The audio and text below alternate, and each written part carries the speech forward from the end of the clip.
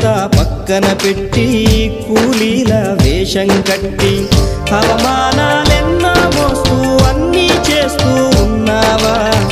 జీవితమే జీతంతోటి తూకం వేస్తూ ఉన్నావా? ఎండమావి నీళ్ళ కోసం ఎడారిలోన వెదికావా? ముళ్ళదారిలోన నువ్వు గాయమయ్యి నిలిచావా?